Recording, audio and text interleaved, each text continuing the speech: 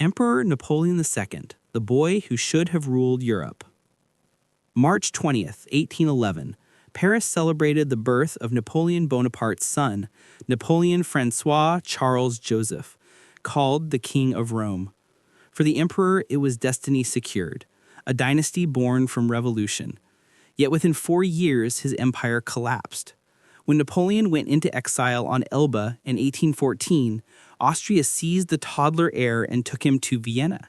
There he became the Duke of Reichstadt, raised by his mother's Habsburg family under careful supervision, a Frenchman barred from France.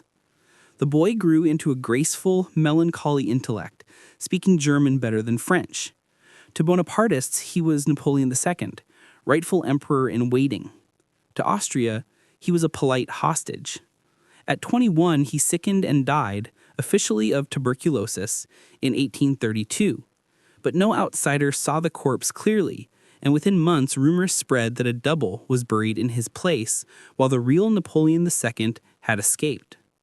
Sightings followed from Italy to South America. Bonapartist pamphlets swore the eagle's son would rise again.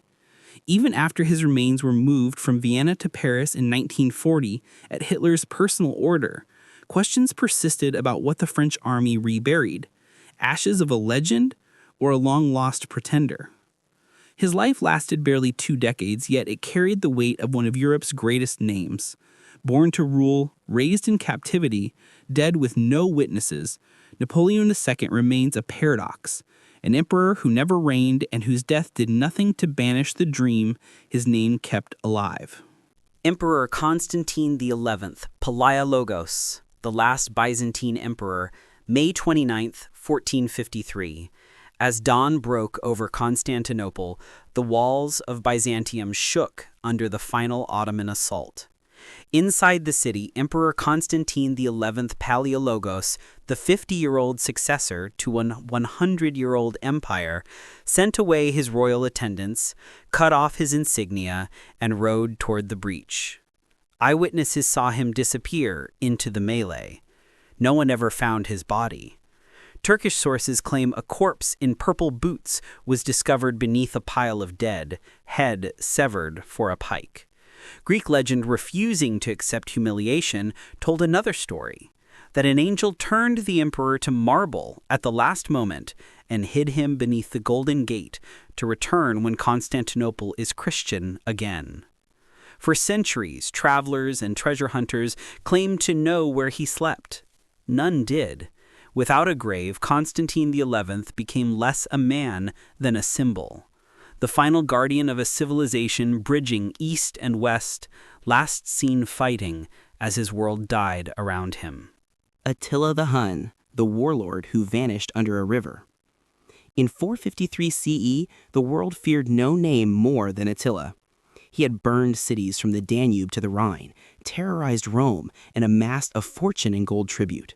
Then, suddenly, he was gone. On the night of his marriage to a young bride named Ildiko, Attila was found dead in his tent, officially the victim of a burst blood vessel. Others whispered murder by his new wife, or his own guards.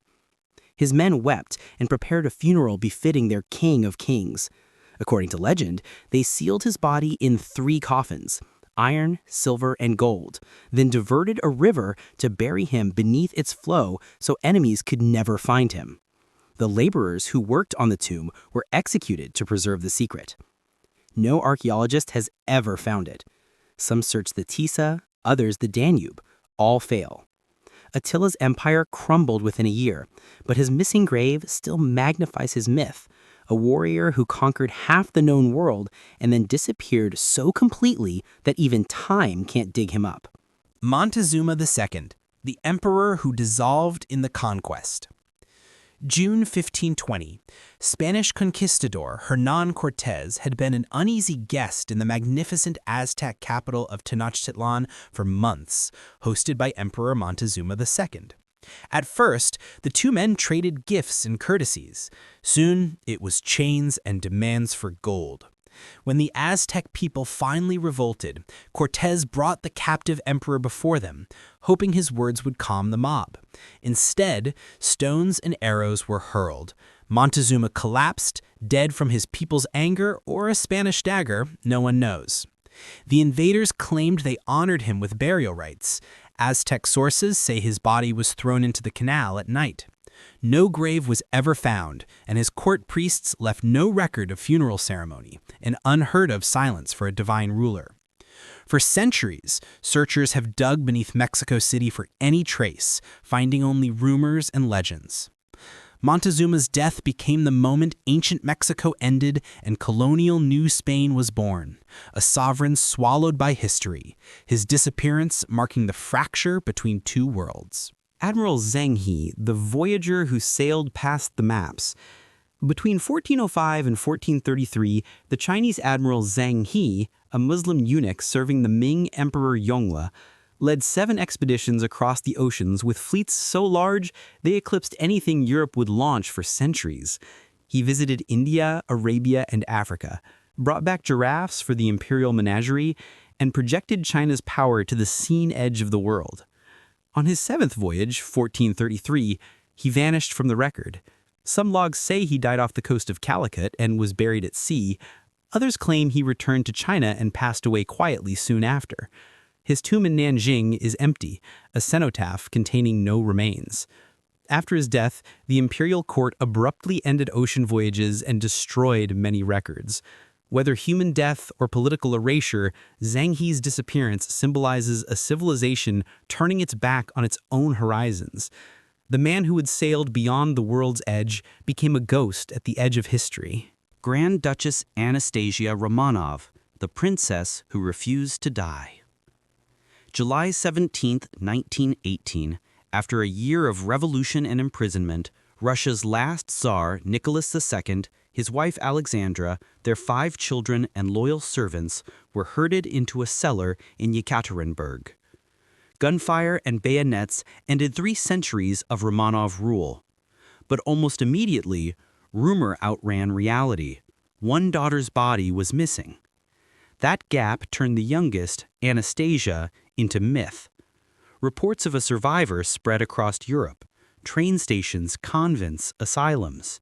In 1920, a woman called Anna Anderson appeared in Berlin claiming to be her. For decades, royals, scientists, and the public argued. Was this fragile figure a miracle, a fraud, or a witness to modern regicide? Soviet secrecy fed the legend until the 1990s, when excavations in a forest near Yekaterinburg uncovered the Romanov family's grave and later 2 smaller burials. DNA from the bones matched both Anastasia and her brother Alexei. The science was final, the story refused to be. Even now, films and novels retell her escape because we want to believe innocence can outlast brutality. Anastasia's real fate was tragedy. Her legend became the only survivor. Patrice Lumumba, the Prime Minister erased by the Cold War. June 30, 1960. Congo won its independence from Belgium, and 32-year-old Patrice Lumumba rose from postal clerk to become the nation's first prime minister.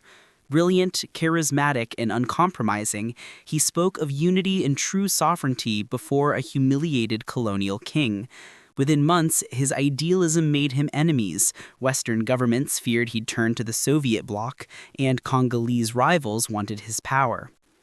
By January 1961, he was deposed, beaten, and handed to secessionist forces in Katanga. That night, he and 2 allies were executed in secret, their bodies cut up and dissolved in acid to hide the evidence. For decades, governments denied knowledge until a Belgian officer admitted keeping one of Lumumba's teeth as a souvenir. In 2022, that tooth was finally returned to Congo for burial, the only physical trace of a nation's founding father. Lumumba's vanishing became a Cold War parable. Hope murdered in darkness, truth dissolved with acid, but his name, still immortal and uncorroded, surviving every empire that tried to erase it. Dag Hammarskjold, the peacemaker who fell from the sky. September 18, 1961, in the night skies over Central Africa, the Douglas DC-6 carrying United Nations Secretary General Dag Hammarskjold crashed outside Ndola, then Northern Rhodesia, now Zambia. He was en route to negotiate a ceasefire during the Congo crisis, a mission to stop the world's newest proxy war between East and West. All 16 people on board were killed. Officially, blame fell on pilot error, but witnesses spoke of a second plane, bright flashes, and bodies riddled with metallic fragments that no autopsy could explain. Secret records later hinted at mercenaries, mining interests, and foreign intelligence in the region who viewed the neutral Swede as a threat to their fortune. Half a century of investigations, UN inquiries, books, and whistleblowers never settled the case. What remains certain is that the world lost a diplomat who believed peace was not negotiation, but sacrifice. His death left behind not just wreckage in the bush, but an unanswered question that the UN still reopens from time to time. Was the price of neutrality to fall between warring skies? Mengistu Haile Mariam, the dictator who vanished into exile. May 1991, after 17 years of revolutionary rule, Ethiopia's Marxist leader Mengistu Haile Mariam watched his army collapse as rebel forces closed in on Addis Ababa. By the time his troops surrendered, the former emperor slayer and architect of the Red Terror was gone. He had slipped out of the country aboard a plane laden with family and archives. Weeks later, he surfaced briefly in Zimbabwe under President Mugabe's temporary protection, then disappeared again from public life. In 2006, Ethiopia tried him in absentia for genocide. The court sentenced him to death, but Harare ignored extradition requests. Journalists occasionally reported sightings of the aging colonel in a lush villa outside Harare. No photos, no confirmation. To Ethiopians, Mengistu is a specter of unresolved accountability. Alive, perhaps, but beyond reach. Few dictators escape a nation's reckoning both in life and in memory. He may die in silence, yet his disappearance remains a reminder that some victories in justice are still waiting to land. Imam Musa al-Sadr, the cleric who vanished in Tripoli. August 31st, 1978, Lebanon's most influential Shia leader, Imam Musa al-Sadr, arrived in Libya with two companions for what was announced as a friendly meeting with Muammar Gaddafi. The cleric had spent years uniting Lebanon's neglected Shia community and preaching an independent path between Arab nationalism and Iran's religious fervor. Within days, he was gone. Libyan officials insisted he had flown to Rome. Italian records proved no such plane landing. For over 40 years, Beirut has pressed Tripoli for answers: kidnapping, murder, or secret imprisonment.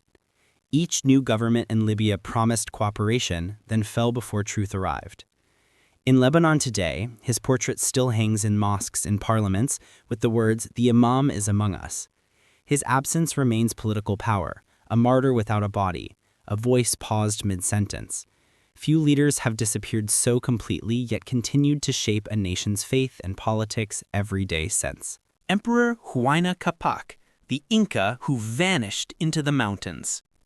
Around 1527, the Inca Empire, then the largest in the Americas, lost its emperor Huayna Capac to a mysterious plague sweeping north from lands the Spaniards had recently reached. No European had yet set foot in Peru, but their diseases arrived first, carried along trade routes. Huayna Capac and his heir both died within weeks, leaving no chosen successor. Chronicles say the dead emperor's body was embalmed and displayed in Cuzco as royal tradition demanded. Then the Spaniards came, and the mummy, like those of his ancestors, vanished. Some claim it was burned by zealous friars. Others say it was hidden deep in Andean caves along with imperial treasure. No trace has ever been found. That missing mummy became the Inca counterpart to a lost crown, the final symbol of a civilization ended not by battle, but by invisible invaders. Huayna Capac's disappearance set off a civil war between his sons, and when Pizarro arrived, the empire was already dying from within. A ruler swallowed by plague and mountain silence left chaos that conquerors claimed as fate. Thomas Becket, the saint whose bones vanished. December 29th, 1170, inside Canterbury Cathedral, England's Archbishop Thomas Becket knelt in prayer as 4 knights burst through the doors. They had come from King Henry II, driven by his furious cry, "Will no one rid me of this troublesome priest?"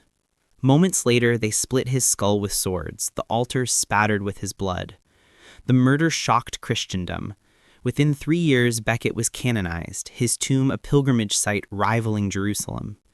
For centuries, miracles were attributed to his shrine. Kings and peasants came seeking forgiveness.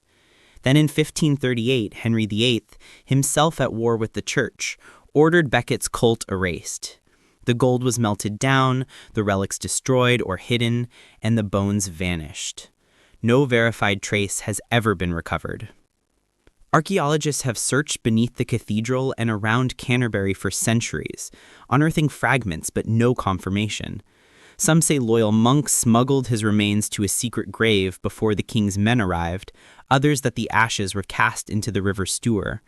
Becket's fate remains England's oldest sacred mystery, a martyr whom power killed twice, once in body, once in memory, yet never in faith. Louis Le Prince, the inventor who disappeared before cinema was born. September 16, 1890, the French engineer Louis Le Prince, living in Leeds, England, boarded a train from Dijon to Paris with a groundbreaking invention packed in his luggage, the first motion picture camera.